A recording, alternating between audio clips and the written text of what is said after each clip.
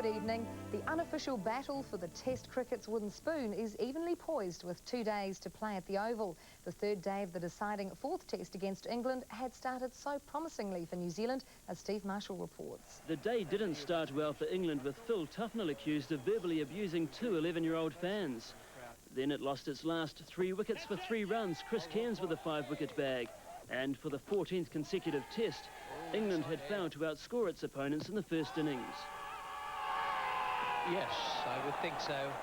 But thoughts of another humiliating day for English cricket were tossed aside as Ed Giddens, back from an 18-month drugs ban, took 3 for 9 in a 7-over spell. Oh, my word, that is sensational. Oh, wow. Roger Toos is lifting his leg. New Zealand's 83-run first innings lead began to look more and more valuable as the top order capitulated. Adam Perori's dismissal just embarrassing as the Kiwis crashed to 39 for 6. That's not good judgment. However, this day belonged to Chris Cairns. How New Zealand would have missed him had he been ruled out, as he put on 40 with Craig McMillan. And that's gone all the way. Even the loss of his partner didn't deter Cairns as he hoisted Tufnell over the ropes twice on his way to his 14th Test 50. That's better. Oh, that's a big one. That's up here. In his best all-round form of his career, he continued to cart Tufnell over the fence. In the process, with Dion Nash eclipsed the record 8th wicket stand at the Oval his father Lance had previously been part of. But just as a third Test century was within sight, Mullally went low to end his stay straight after tea. One of the most stunning return catches you could hope to see. I've been pretty disappointed with the way I've batted the series to date. I mean, I haven't contributed at all. So today was a good day to contribute. Vettori couldn't repeat his first innings heroics, and when Shane O'Connor departed, England needed 246, its biggest ever chase against New Zealand on home soil. Nash provided the initial breakthrough. Then Shane O'Connor found the captain's outside edge to reduce England to 45 for 2. Got him. Mike Atherton, who was dropped on 3, and Graham Thorpe then put on 46 to tilt the scales in England's favour. So when play resumes later tonight, New Zealand time, will Stephen Fleming become the first New Zealand captain to win a series here since Jeremy Coney 13 years ago? Or will the English batsmen score the necessary runs to secure a series victory that most would agree they scarcely deserve? Steve Marshall, One Network News, the Oval, London. Chris Cairns' 80 came off just 94 balls, and the Black Caps will be looking for him to get another 5-wicket bag if they're to deny England the spoils. The English rugby team found it much easier in its World Cup warm-up match against the USA. The BBC's Steve McCormick reports. Back in an England shirt, although still with a discipline charge hanging over him, Lawrence Dallaglio took his place for a match which had the makings of an easy English win, but which turned into a slaughter. Richard Hill's try, the first of 16 scored by England. Only 15,000 spectators watched a contest which became meaningless early on, as time after time England sliced their way through a weak American defence. Almost everyone scored, notably Jeremy Guscott with what must be 4 of his easiest international tries. At least there was a proper crowd at Cardiff's Millennium Stadium, where the boot dominated the entire first half. Neil Jenkins's 21 points sending Wales into the dressing rooms comfortably ahead.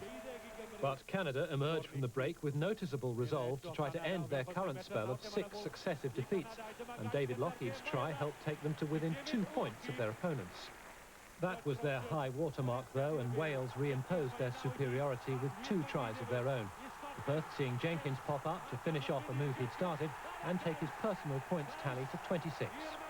With 5 out of 6 seats at Murrayfield empty, rugby was struggling even to qualify as fringe entertainment in Edinburgh. Although so inept was Scotland's defence, it might merit a mention in tomorrow's comedy reviews. The second try conceded, a simple interception by Bartolucci, bordering on the farcical. Argentina had the match in their grip throughout, and 2 late home tries did little to mask one of Scotland's poorest performances for many years. So Argentina beating Scotland for the 3rd successive time, Canada losing its 7th match in a row, and England posting a ton to embarrass the United States. But things couldn't have been closer in this afternoon's NPC clash between Wellington and North Harbour. A minute's silence to remember Leilani Reid, a tribute from her hometown rugby team. And Wellington's start was equally quiet, assuming an early lead through penalties. But he kicks it flat, and that's good enough. That was until Tony Coughlin crashed through to eventually touchdown for Harbour. Coughlin, and he's down. Or is he? Wellington answered through Norm Broughton, starting in his first NPC match since returning from a stint in Japan. And he gets it to Broughton. And Norm Broughton. Little time for Wellington to relax, though. A skillful burst by Rua Tapoki placed Harbour in the perfect position to score and close within a point of Wellington. And McFarlane scores, and that's a lovely try. Harbour held off a late Wellington surge, but couldn't squeeze any further points to clinch a precious victory. The Lions squeaking home 21-20. For much of the 80s and 90s, Auckland was the glamour netball team, Waikato the also-rans. But last night, the situation reversed. Mary Durham was there. After 15 years without a title at last, something to celebrate.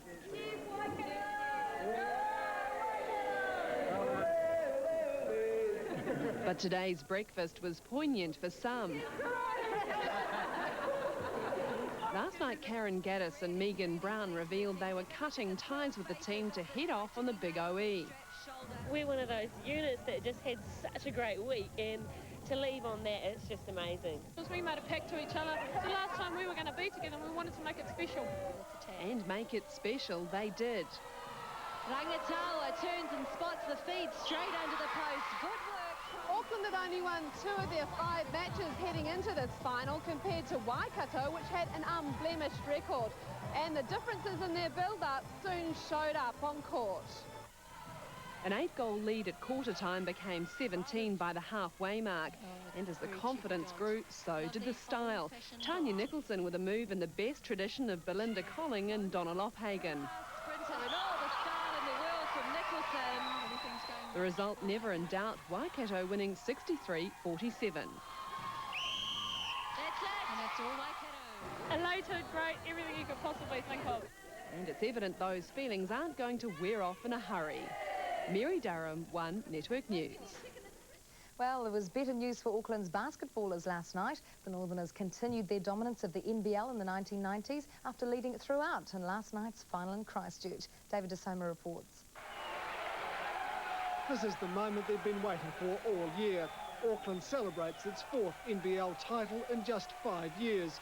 The Northerners always had this final in their grip.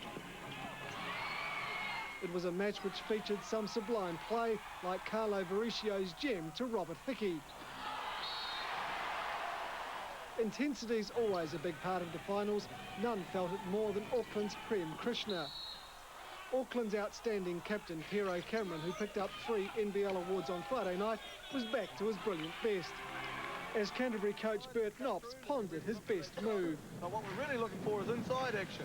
But from the 3-point line, Cameron was just as effective as Auckland led 46-31 at the break.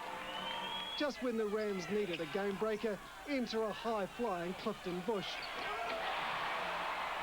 Together with a sharp-shooting Dave Langrell, the Rams closed the margin to 67-63. It was enough to send the PM into the Macarena, and Auckland coach Tab Baldwin to lay down the law. The 3-point shots. Hey, shut up! In the end, the Rams couldn't deliver a hometown victory as Auckland won 79-72.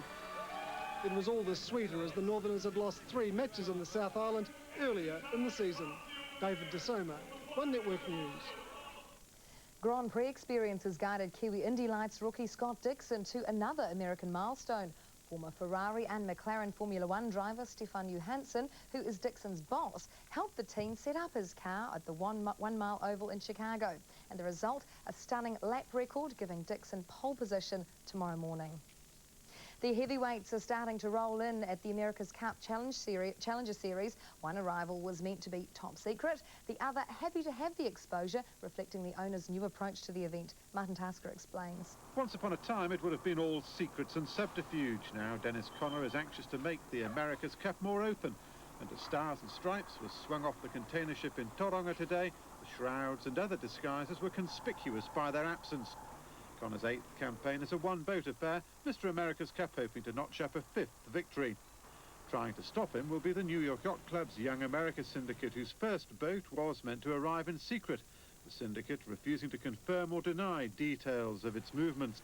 The half-covered hull arrived at the Cap Village, followed by a crate which might or might not contain the keel, and under the interested eye of Team New Zealand crew, the mast was trucked in too.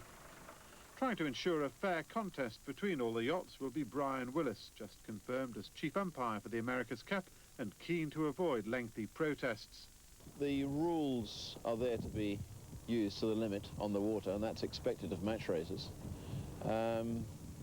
So a fair fight on the water and no technical protests. What's the likelihood of any of that coming about? Pretty slim. Willis will oversee a team of a dozen international on-the-water umpires. Marta Tasker, One Network News.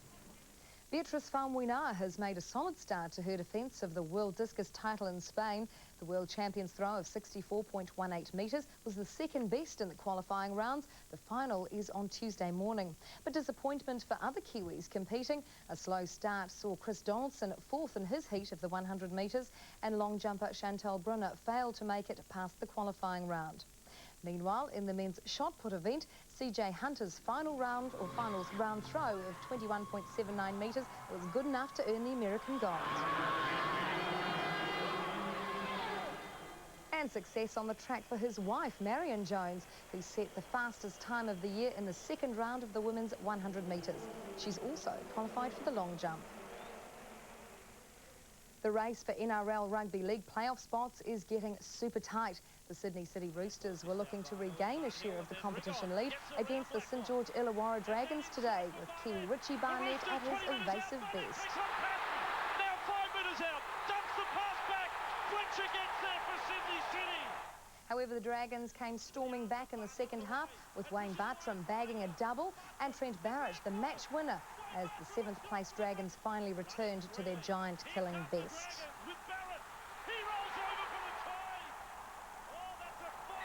The Dragons withstanding a late Roosters charge to win by 2. The North Sydney Bears upset the Melbourne Storm, and the Penrith Panthers crushed the Canberra Raiders, and the Western Suburb Magpies assured themselves of the wooden spoon.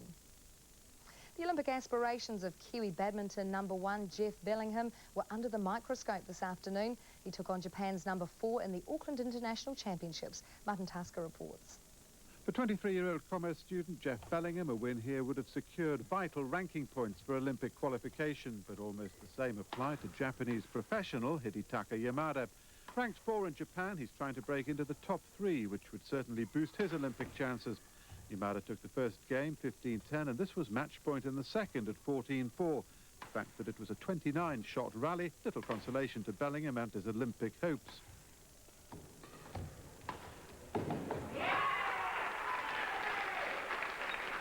I'll have to go to Korea and Japan to play tournaments there to get more ranking points, but yeah, every time I don't win a tournament here, it just makes it that little bit tougher. Overall, New Zealand badminton officials were delighted to have 5 Kiwis in the finals of a very strong international field, but odds on Olympic medal chances remain very long. As realistic as the USA winning the World Rugby Cup, so you've got to be, you've got to put it all into perspective. The Olympics were never our #1 target. It would be nice to have somebody at the Olympics, but we also have to be realistic.